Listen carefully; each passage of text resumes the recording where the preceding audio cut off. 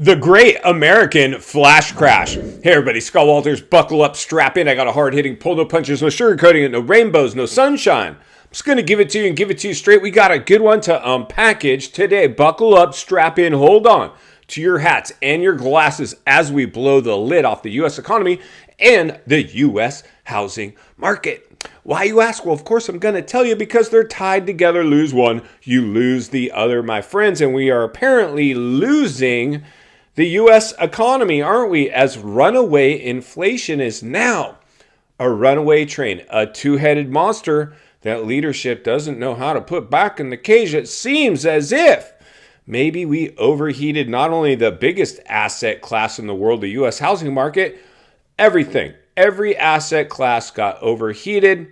The everything bubble. We are in, I hate to say, I don't know how, I know most of you understand what we're talking about.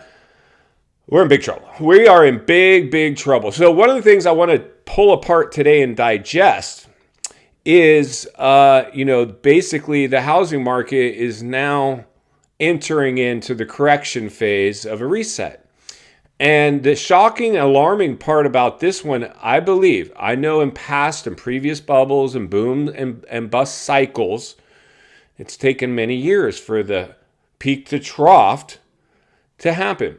I believe that we are in a bigger boom cycle that we've ever seen. Well, I know we are. It's just the facts. The historical data shows us that. We've never seen market manipulation in this way and have it target and attack the U.S. housing market, as well as all financial markets were attacked, really, in essence.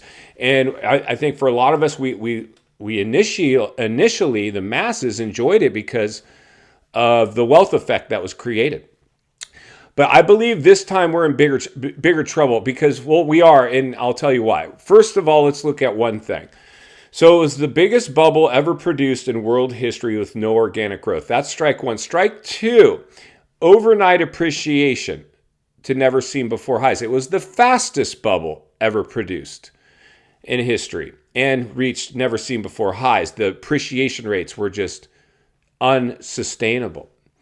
So we have that going for us, don't we? But number three, and strike three quite possibly, if not definitely, is we are seeing faster price declines than we've ever witnessed in prior bubbles.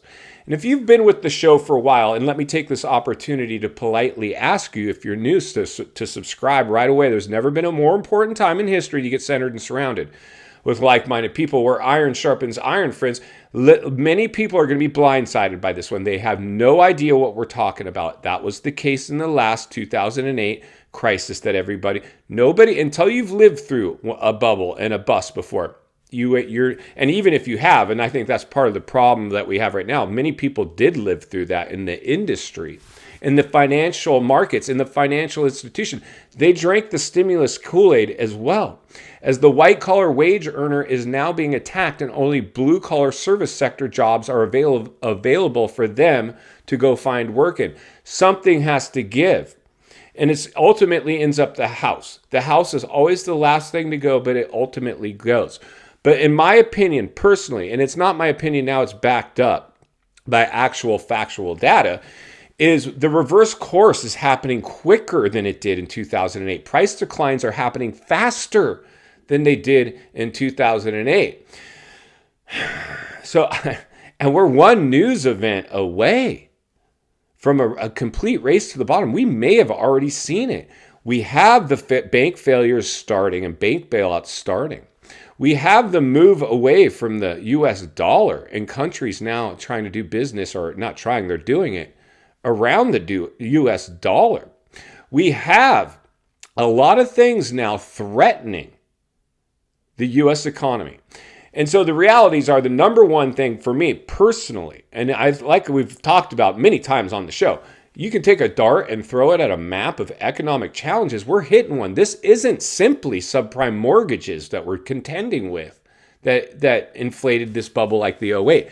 There is too many things now threatening.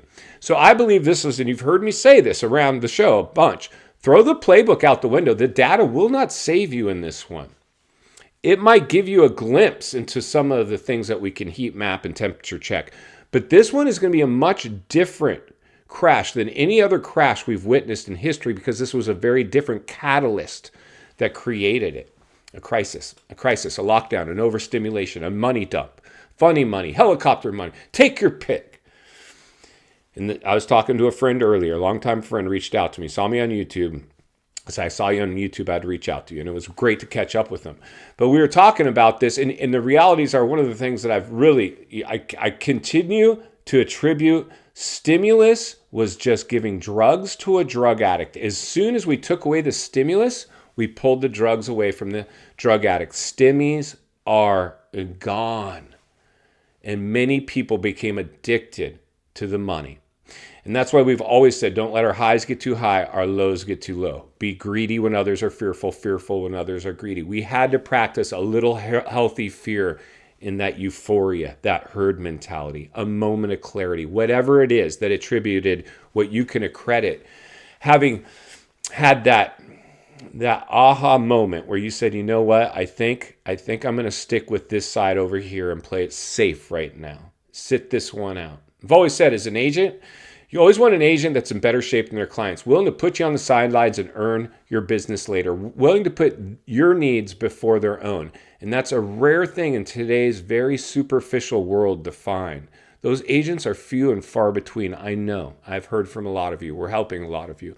We're talking to a lot of you. You're watching these videos. You're trying to get your head on straight to understand the type of person that you want to work with if and when you go buy real estate. We're examining properties if they pencil out, to see if they warrant an offer. We're looking at areas of the country that are penciling out now. Some are still not there yet. We know which areas they are. They're the ones that got too euphoric in the crisis. The ones that didn't get too euphoric are penciling out. The ones that did aren't, and they're about to join the party.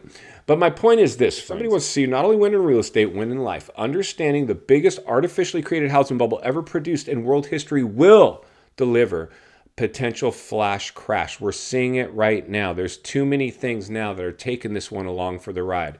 U.S. debt at an all-time high, U.S. savings at an all-time low. People are running on fumes. The white-collar wage earner, the people that buy homes, are being laid off in droves, and the only jobs available for them at the moment, which are probably going to get attacked next as the recession gets ushered in, are blue-collar jobs that won't support their euphoric white-collar incomes that they base their cost of living on. This thing has a lot of issues, but the most important one of all these issues is the fact that the downturn is exceeding the downturn speed that we saw in 2008. This thing is happening fast. This is actually a flash crash. And as the news continues, we're just at the front end, just getting started, like we've always talked about. Tail end of a crisis, front end of a recession. We are just entering.